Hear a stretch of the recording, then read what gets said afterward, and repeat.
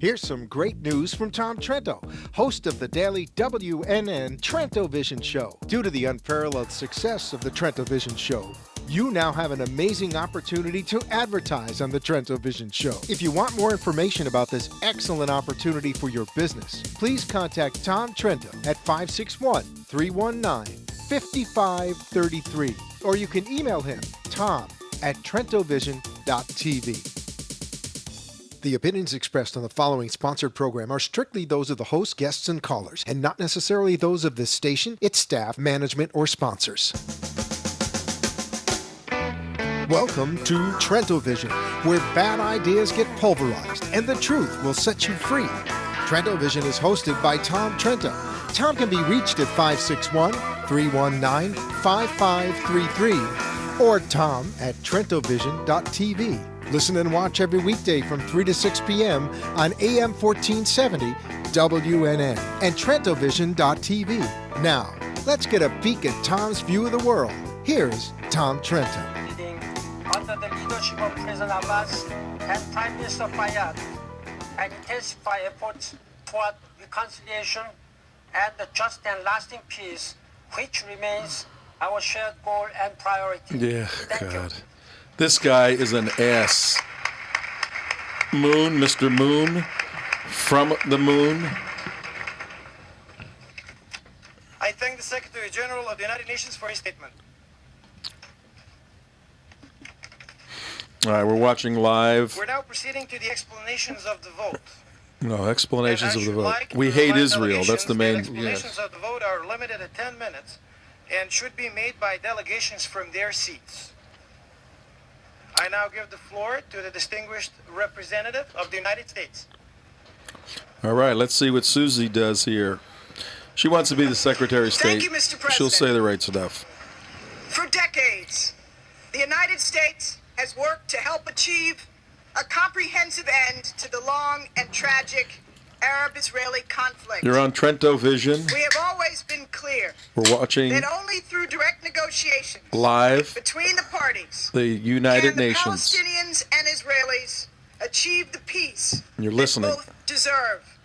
2 states for 2 peoples, with a sovereign, viable, and independent Palestine living side by side in peace and security, making with a terrorists the Jewish nation. and democratic Israel. That remains our goal. These are designated and we terrorists. therefore measure any proposed action against that clear yardstick. Will it bring the parties closer to peace or push them further apart? Will it help Israelis and Palestinians return to negotiations or hinder their efforts to reach a mutually acceptable agreement? Today's unfortunate and counterproductive resolution places further obstacles in the path to peace. That is why the United States voted against it. The backers of today's resolution say they seek a functioning, independent Palestinian state at peace with Israel. So do we. But we have long been clear that the only way to establish such a Palestinian state and resolve all permanent status issues is through the crucial, if painful, work of direct negotiations between the parties. This is not just a bedrock commitment of the United States. Israel and the Palestinians have repeatedly affirmed their own obligations under existing agreements to resolve all issues through direct negotiations, which have been endorsed frequently by the international community. The United States agrees strongly.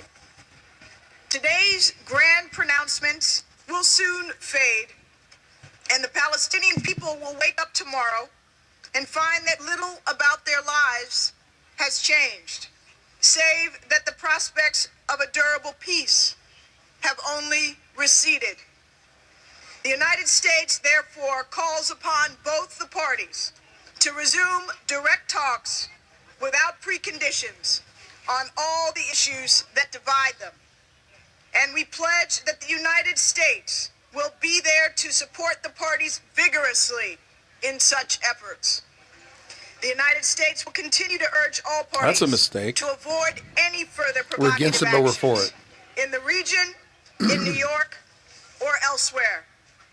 We will continue to oppose firmly any and all unilateral actions in international bodies or treaties that circumvent or prejudge the very outcomes that can only be negotiated, including Palestinian statehood. And we will continue to stand up to every effort that seeks to delegitimize Israel or undermine its security. Progress towards a just and lasting two-state solution cannot be made by pressing a green voting button here in this hall, nor does passing any resolution create a state where none indeed exists or change the reality on the ground. For this reason, today's vote should not be misconstrued by any as constituting eligibility for UN membership. It does not. This resolution does not establish that Palestine is a state.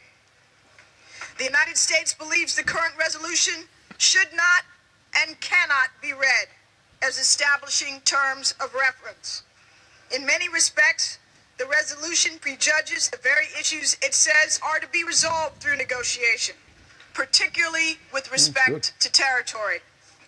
At the same time, it virtually ignores other core questions, such as security, which must be solved for any viable agreement to be achieved.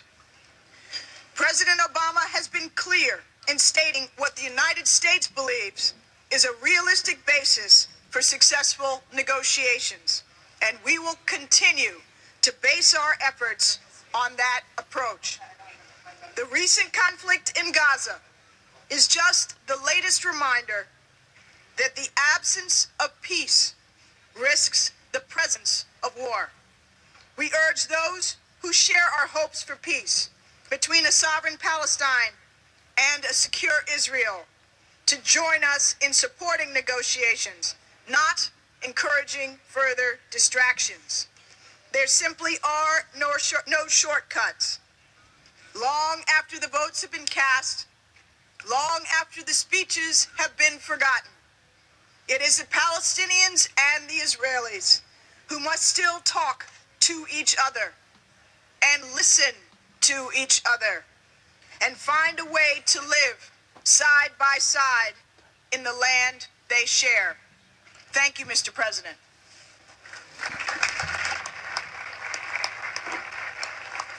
I thank the distinguished representative of the United States, and I now give the floor to the distinguished representative of France. Oh, this will be interesting. France voted for statehood. Mr. President of the General Assembly, Secretary General, Mr. President of the Palestinian Authority, This is going to be ministers, interesting. ambassadors, colleagues. In voting today for the recognition of Palestine as a non-member observer state of this organization, France has voted in favor of the two-state solution, of two states for two peoples, Israel and Palestine, living side by side in peace and in security within secure and internationally recognized borders, in favor of a solution that we advocated before the entire international community rallied to it, in favor of a solution today threatened by the impasse in the peace process. It's a choice of enlightenment and consistency. As early as 1982, before the Knesset in Jerusalem, President Mitterrand called for the creation of a Palestinian state.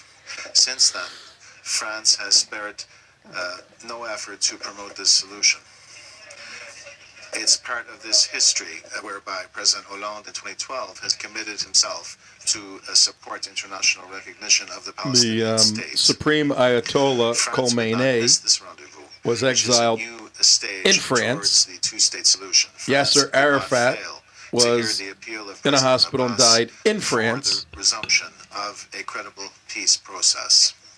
We could not fail a few days only after the new explosion of violence between Israel and Gaza to give our full support to peace partners as those espousing armed struggle endeavor to win the day. The Palestinian plan comes at a difficult moment, and the repercussions could be very weighty. But France calls on all parties to understand and admit to its initial significance and to answer by resuming negotiations and not through reprisals that would only suit extremists. We also call upon the international community, Americans, Europeans, Arabs, to mobilize themselves to make a contribution to it. France also calls upon the Palestinians to build upon this political success to contribute to the prospects for peace. Contribute to prospects for peace, first of all, means to continue to combat terrorism and to do everything possible to put an end to the attacks that have too often victimized Israel. Progress on the basis of commitments of the PLO towards inter-Palestinian reconciliation is necessary, without which a two-state solution is but a mirage. Contributing to prospects for peace means going back to the negotiating table immediately and without preconditions. And it means not opening up a cycle of sterile confrontations in international bodies. France obviously didn't read the resolution because. Reality must be given to this vision. Can you lower that a little bit, Mike? International recognition. France obviously didn't read the resolution because the resolution that they just voted for says that there will be preconditions, 1967 lines, Eastern Jerusalem, all of that. So they voted for something they just said they don't want. No. This is France. Also, at the same time, EU has, which France is part of the EU, has Hamas listed as a designated terrorist organization. So you're negotiating with terrorists. It's absurdity. All right, let's bring it back up. Let's listen to France, and we'll see who's next. Palestine, thank you. Oh, okay. He wanted to get out of there, that guy. He's like, yeah, we voted. Okay, bye. Yeah. He goes, this is crazy. I thank Who's the next? distinguished representative of France, and I now give the floor to the distinguished representative of Singapore. Singapore? Now we can see what they have to say. My delegation supports the right of the Palestinian people to a homeland.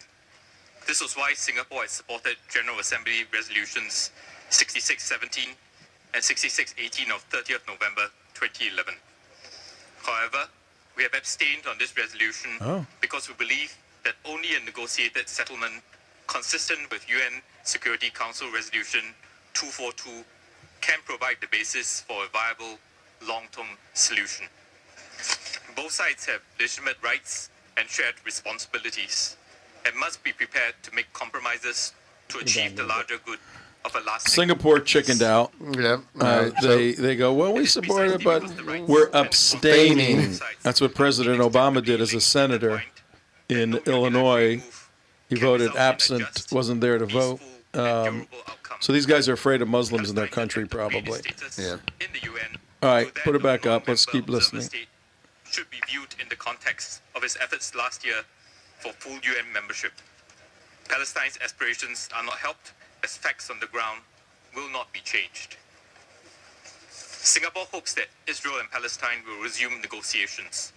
Singapore will continue to support all international efforts to facilitate a negotiated solution that will be in the long-term interests of Palestine, Israel, and the region. Well, my question, Tom, is as a with whole. all this going on, Join the international community in welcoming the cessation of attacks on Gaza is and southern Israel. now will the Republicans have the cojones to stand up under Orrin Hatch's legislation and say, okay, we're cutting off funding to the UN now, guys? That was his proposal. He says if they vote and they vote yes, I'm telling you, I'm proposing an amendment, and 10 other states, U.S. senators signed on to this. It's 10% of the body to pull funding for the UN. Now let's see how much support that gets.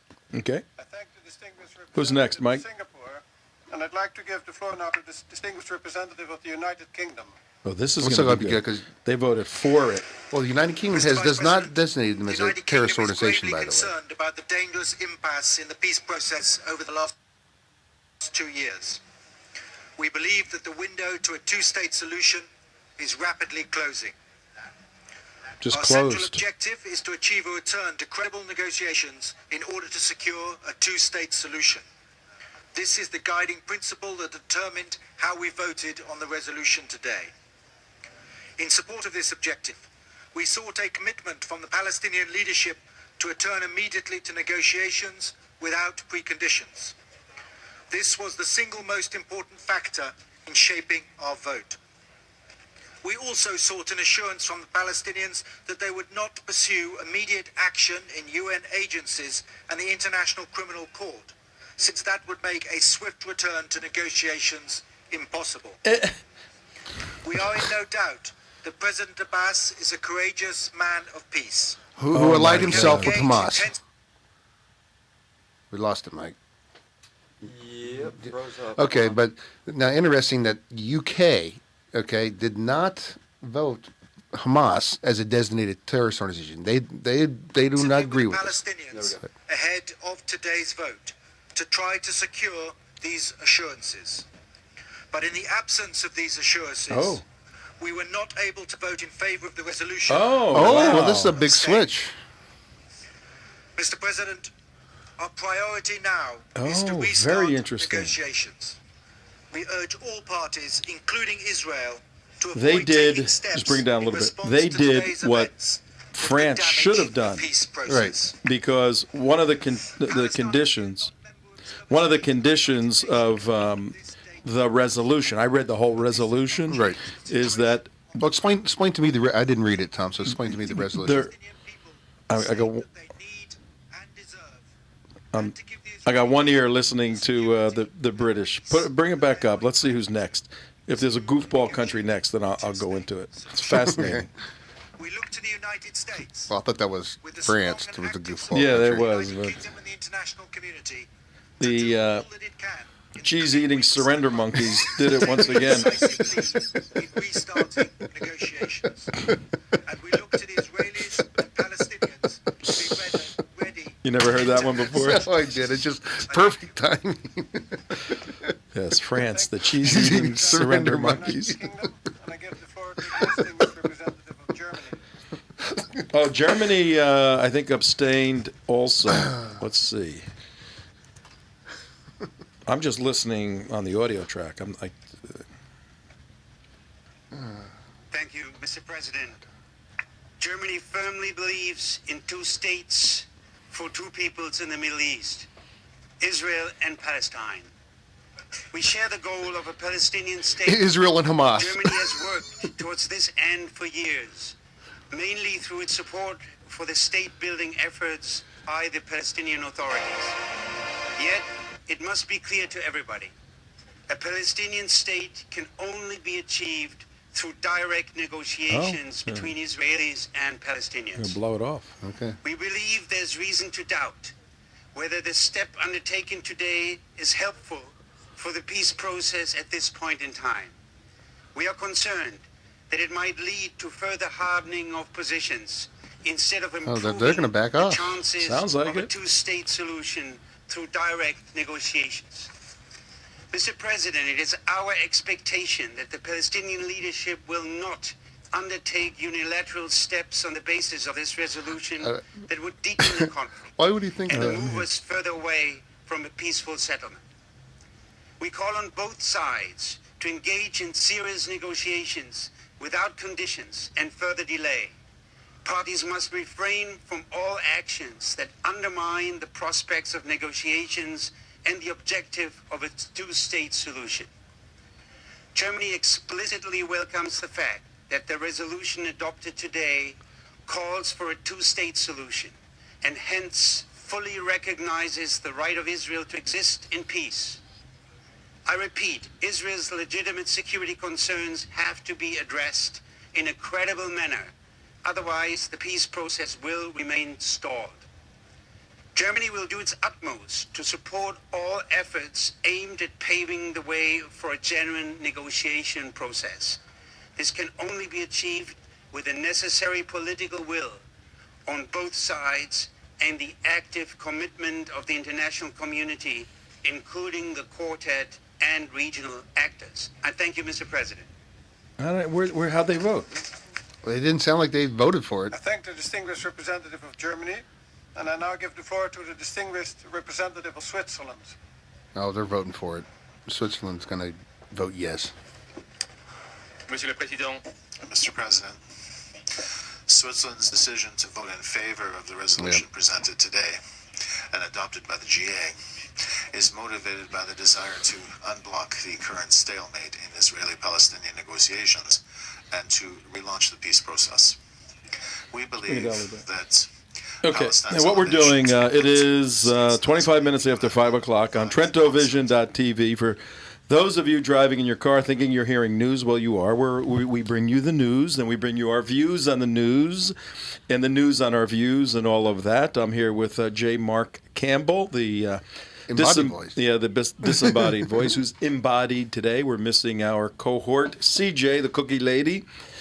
She had some personal business to attend to. She'll be back in tomorrow at full speed. And today's a day of infamy in many, many respects. Are we on a two-shot here?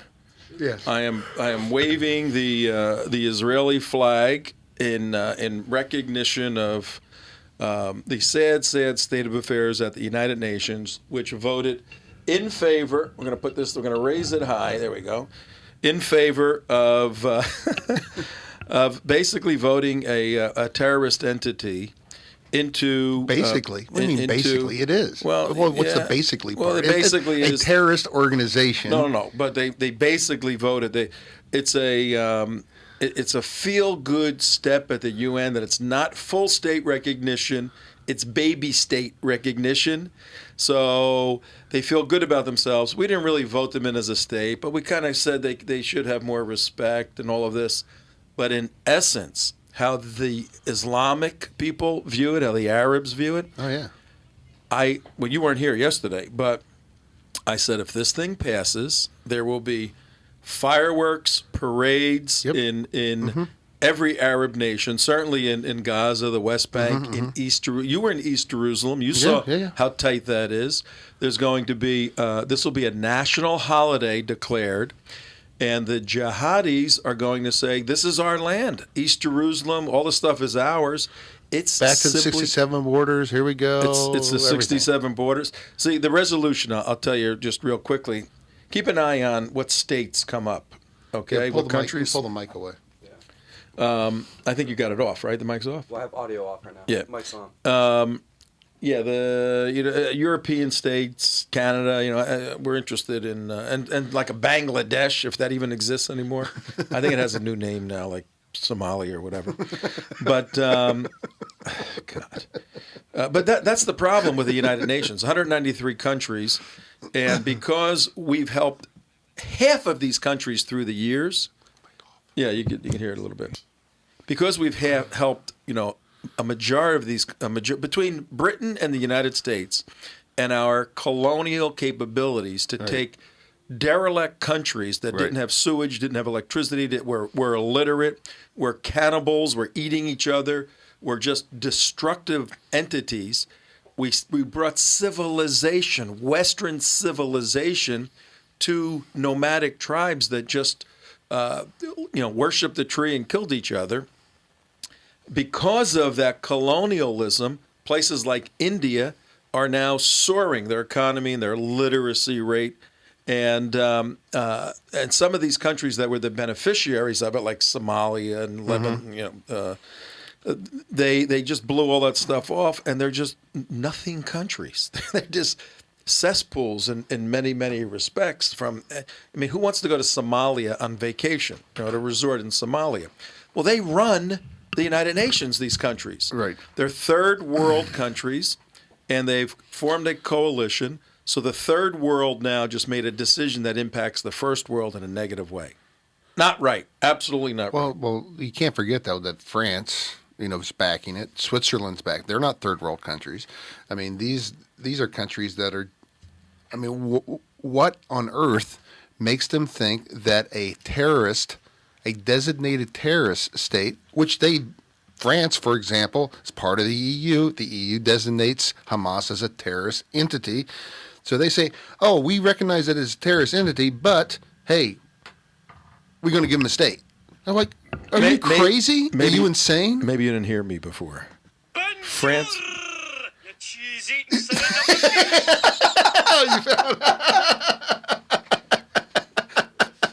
That's what I was going to say. Play that again. Well, Bonjour, you cheese-eating son of a monkey.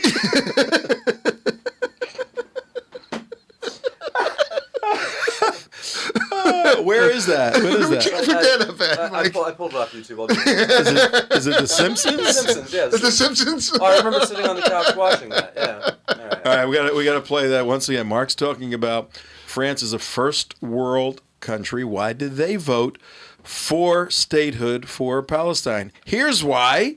Bonjour, you cheese-eating son of a monkey.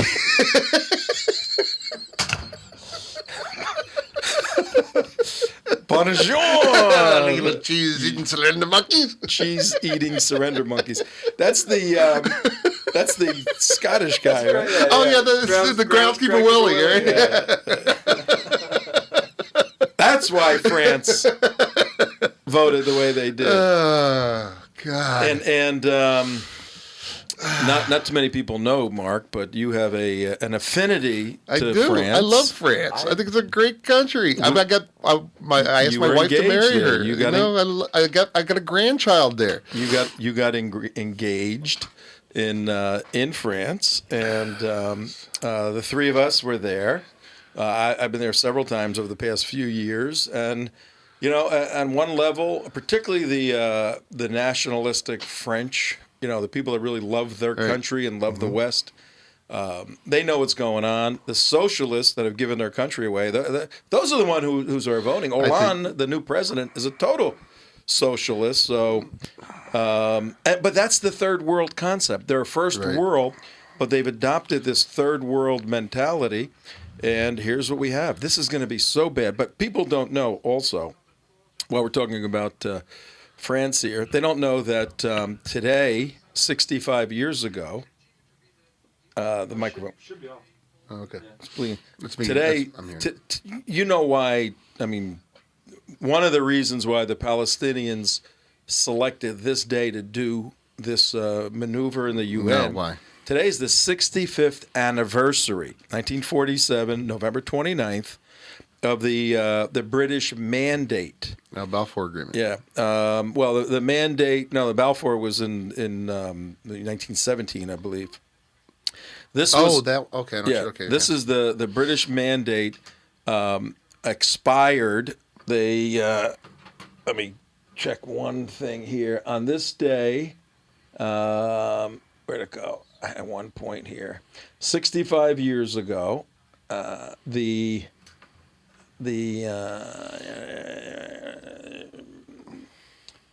was the exact? I'm not sure if the mandate expired. I think it expired. It was coming to an end where the British had colonized Israel, basically Palestine, and they were bringing that to an end, saying, okay, we're gonna try to put a country together. 1947, right after the war. And then the effort was to formalize through the United Nations. The British handed off to the United Nations, said, "You solve the problem." And the United Nations, in 6 months later, May 15th, 1948, declared that Israel is a state. They recognized statehood in 1948, May 15th. But on November 29th, 1947, the British Mandate, where the British controlled all this area, came to an end, passed the baton to the United Nations. So with the ending of the Mandate, Palestinians said, perfect time for us historically to make a move for statehood. And they did. But I don't know if you know this, Mark, but November 29th, 2012 is another important element today. It's Mark's birthday! Yay! Let's sing happy birthday. Yeah. Me and Janet Napolitano. Here's one of your cards. It's Mark's birthday today. Happy birthday. Okay, we did it. Okay, it's done. Okay. Happy birthday, Mark. Thank you. All right, who Who do we have back on? CJ's not here to sign it, but Yeah, she's signing in spirit. I know. She okay, good. Show the card to. I'm reading. Okay, you didn't see it yet, though. Okay. That's cute. That is cute. It is cute. Mike, what two big countries up there now? Serbia's up there right now. Serbia. Well, they know how to fight. Alex is on the line. Alex. Oh, I think that's our friend Alex. All right, what a day. Alex, what are your thoughts on what's going on today? Yes. How are you doing today? Good. Little frazzled, but we're doing good. My friend, she was visiting here, and she was a foreign student, and she was visiting here, and she told me so many stories that she actually got beat up in Paris. Just because they knew that she had she was wearing something that was Jewish, and she got beat up. And it wouldn't surprise me, the decision. And she also told me the story of a Jewish person in her neighborhood, which is like a Jewish neighborhood in Paris. And he got kidnapped. He got put in a van. After many days, he got rescued. I don't know how long it took for them to rescue.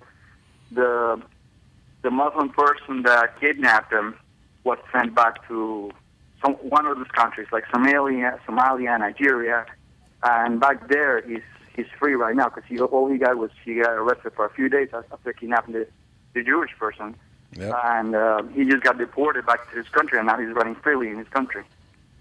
Yeah, you just raised a fascinating point because the ramifications, there's going to be unintended consequences, but very obvious consequences to this decision today. It's going to energize the Arab street, the Muslim guys on the street.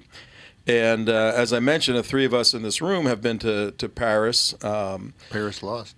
And I've been there. One of the times I went, I stayed in the Jewish Quarter, which is a fabulous little area, and stayed with some Jewish friends. And I happen to be a Christian, an evangelical Christian.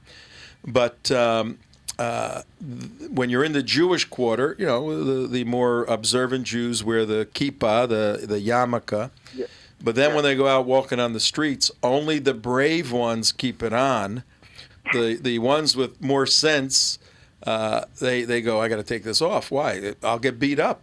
And this is not walking in the banlieue areas, the 750 areas that are considered sensitive to the culture that's there. But the Arabs view that as cities of the prophet.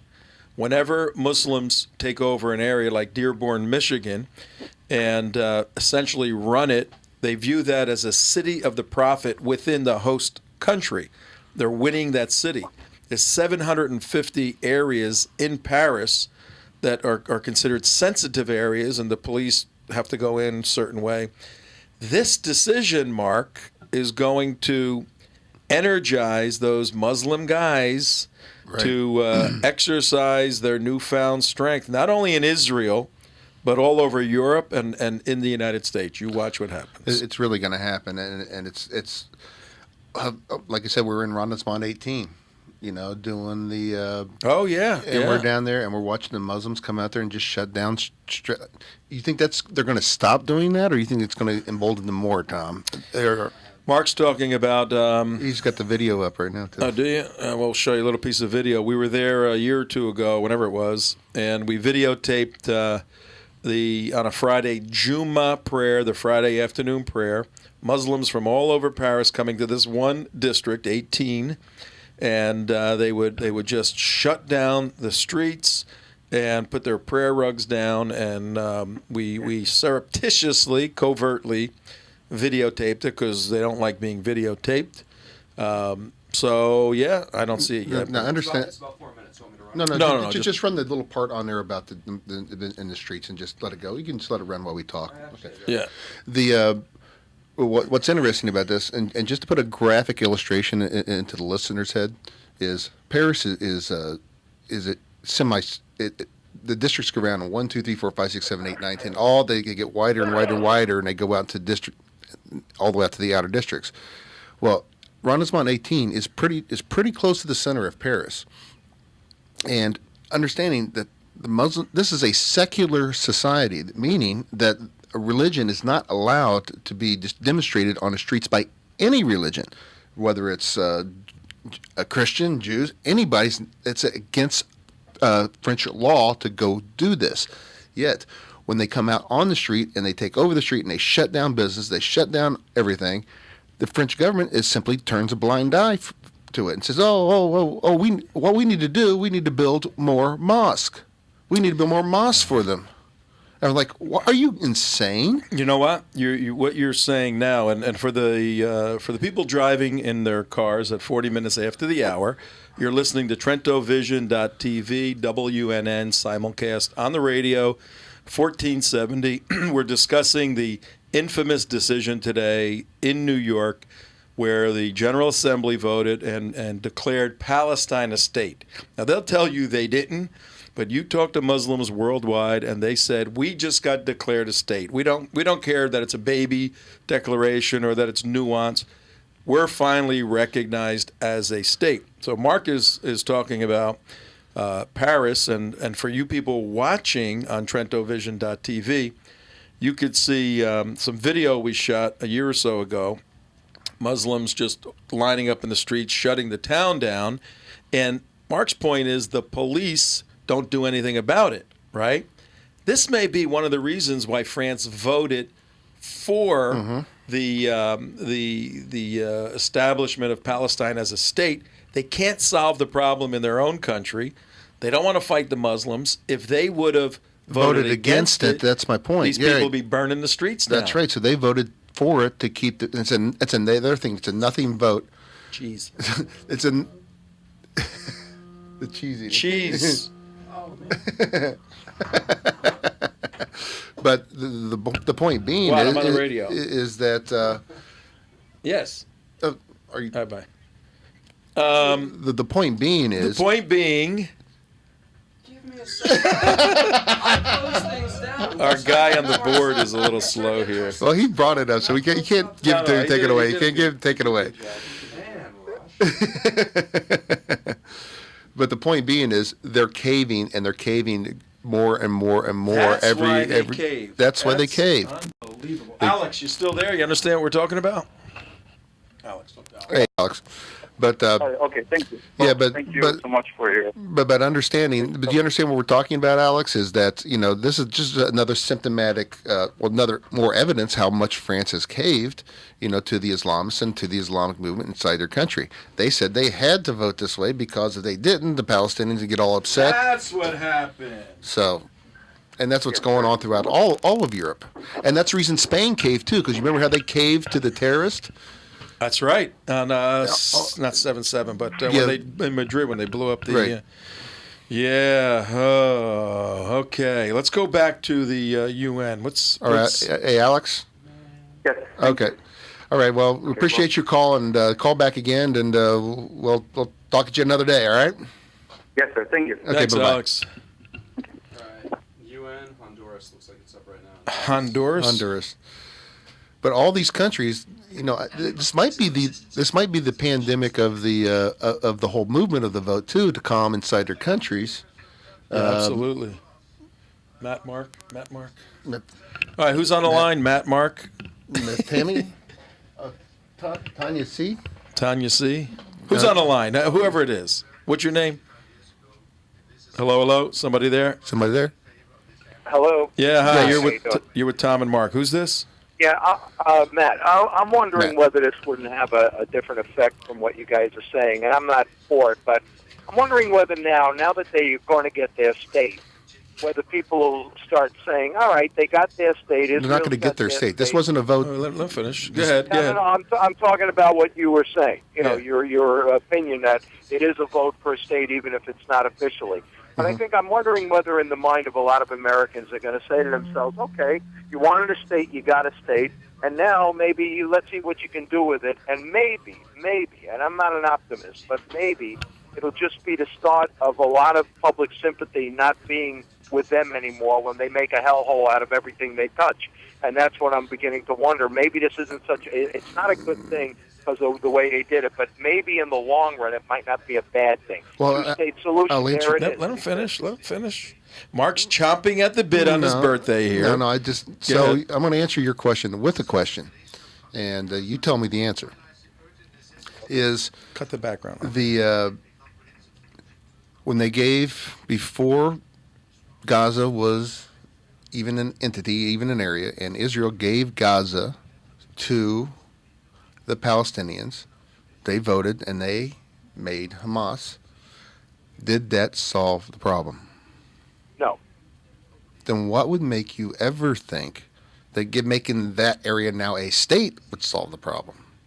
I didn't say. I'm just saying that's right. Go ahead. I'm not saying it totally solves the problem. I don't think this problem is soluble. Here's what I'm saying. You have Pakistan, you have India. Mm-hmm. And I'm thinking, okay, it used to be one big, British mandate or whatever. Now, it's not peaceful. It's not like they solved the problem, but a lot of people who are like on the margins say, oh, the Muslims have Pakistan, the Hindus have India, and nobody talks about creating a state there because they already got one. The Pakistanis, I'm saying. If it was still part of India and the Indians were controlling a lot of it, I think it could be worse. I don't know. Look, I don't see a real great solution here. I'm just wondering whether this is something where the average American says, finally they got this state, I don't want to hear about it anymore. And that to me would be a good thing. All right, here's, what is your name, Matt? Was that your name? Yeah. Yeah, where are you calling from? Somewhere in Broward County. Okay, good. You're obviously a smart guy, and that's part of your problem. And you probably went to college, correct? Oh yeah. What is your degree in? Well, I don't want to get too specific. Just generally. A couple different. Just generally. In educational area. Okay. You're an analytical thinker. You've studied Western civilization, and you approach these issues from a Western construct where, okay, they want a state. They basically got a little baby state.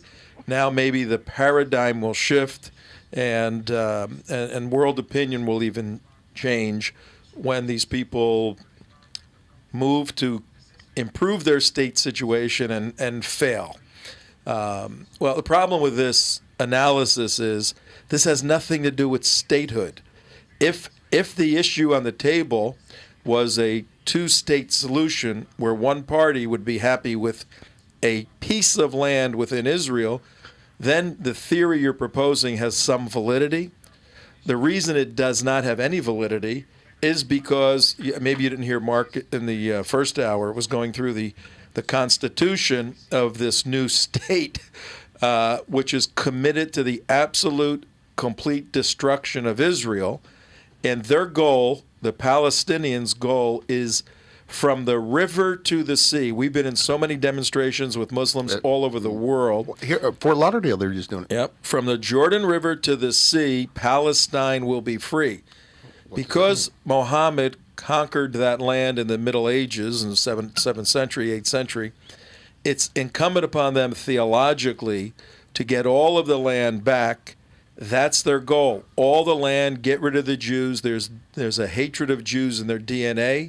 So the West is being fooled, thinking this is something to do with dirt. This is a philosophical argument, a theological argument, and Muhammad said you cannot have two religions in one land. Islam has to be the victor. That's why this is a complete waste of time and going to be completely counterproductive. Well, let me give you the other argument. Let's say the state of Israel or the state of Palestine, it's all of a sudden a state. Yeah, we got to start calling it Palestine, okay. Really. So call it Palestine, the Hamas-Palestine state. Let's say, for some reason, it succeeds. Let's say it really does wildly succeed. It builds autobahns. It has a rip-roaring economy. Their military gets brought up really big. They start building weapons, and they start building bombs and tanks, and they come up with this idea called blitzkrieg, and they go across the nation. What's the difference? between that and Nazi Germany? No, you raise a good point, and it's certainly within the realm of possibility. I can't predict the future. Well, there's only two possibilities: is either it fails or else succeed. Either way, it's bad for us. If Palestine, so quote unquote, succeeds wildly, it's going to succeed as wildly as the Third Reich did. Well, but the only way. What if Palestine becomes sort of like Jordan is, where they're not? It's not the same concept. Let him finish. Okay, I'm sorry. What if it becomes more like a different type? I mean, I know they don't have any resources or anything. What if it becomes just like half the people say to themselves, oh, you know what? I'm tired of this fighting. 33% was all it took in Nazi Germany. Well, no, Israel will exist and continue to exist till Islam will obliterate it. That is in their constitution. Yes. If we want to deal in, theories that have some sort of feasibility to it, sure, that's a theory that has feasibility. You got to weight the feasibility based upon the facts. There's about you had a better chance of winning the lottery last night than of that coming true. Did you win the lottery by any chance last night? Yeah, I did win the lottery. All right. Congratulations, Matt. We have a good charity, TrentoVision.tv. Okay. Yeah. Hey, thanks Matt. Thanks for calling, buddy. Listening to you guys. Take Hey, care. thanks, Take Matt. it easy, Great brother. caller. Yeah, I mean, his point was very well taken. That on the surface, from the way the average viewer would look at this, Yeah, if you're looking from a normal situation, this is they an want the AB state, normal. They're in the AAA league now. They want to play in the majors, right? Just do good in the AAA league. Get everything, get practice, do very well, and you can make it to the big leagues. Yeah, under normal conditions, from a Western point of view, that makes a lot of sense. Problem is, what do these people think? Right. How do they view it? Not how we view it. We try to interpret it from our point of view. When we got to interpret it from their point of view, ain't happening. In fact, I fear death and destruction in the next 48 hours. Somebody's going to die somewhere the next 48 hours because of this decision. How will it happen? I'll tell you exactly how it's going to happen. There's going to be, in one of the 56 Muslim countries, probably in Israel, there's going to be parades and all of that. And then they're going to, how they parade in Israel? They light tires on fire and send them toward the checkpoints. Like Detroit. They're going to be charging, they're going to be charging checkpoints. They're going to be waving Palestinian flags all over the place. And not only will the young jihadis, the 15, 17-year-old kids, not only will they rise up, but the Brotherhood has agents in place to make them rise up. They will initiate this sort of thing. Now, you'd think, hey, don't blow this public relations opportunity. But it was one of the prime ministers. I kill you. It was one of the prime ministers of Israel that said the Palestinians never miss an opportunity to miss an opportunity. So this ain't good. But I do need to hear. We only have a couple of minutes. I do need to hear the cheese eater one more time the motto of our beloved Francais. I do need to hear before we depart on this on Mark Campbell's birthday. I do need to hear the motto of our beloved and Paul Tana's birthday. Yes, the motto. Oh, I grabbed the Spanish version. Hold on. I didn't mean to do that. For you. Okay. No, hey, we go all the way to South Florida. That was for our Spanish-speaking audience. Yes, we did that for you. Oh, that's what that's all about.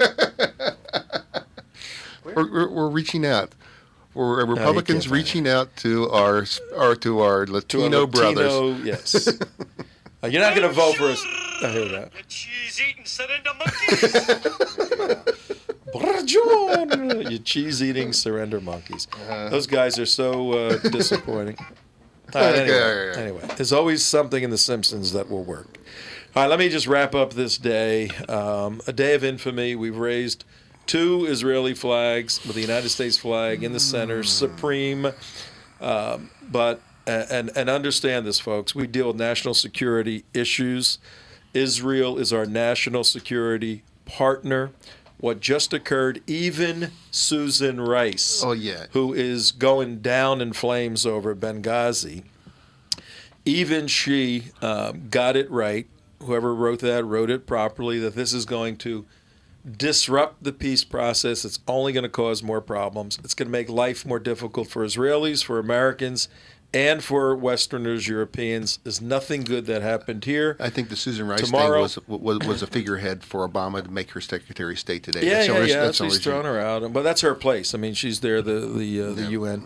But in any event, tomorrow, our first hour, we have a good friend of ours and a fellow author of Sharia, The Threat to America, Patrick Poole. Oh, cool. Extraordinaire investigative reporter. Excellent. He wrote an article today, posted it, and basically said John McCain has to get lost. He has blown the 3 opportunities, lining up on the wrong side with the Muslim Brotherhood. We're going to go through that, the 3 o'clock hour, and then we're going to bring to you the unintended consequences that will occur in the next 24 hours regarding this decision at the United Nations building in Manhattan. It ain't going to be good, but we will hold your hand and walk you through this rough water. Tom, Mark, Mike, CJ, Blake, everybody saying goodbye. We'll catch you tomorrow, ladies and gentlemen. Thank you. And one more time, signing off. Bonjour.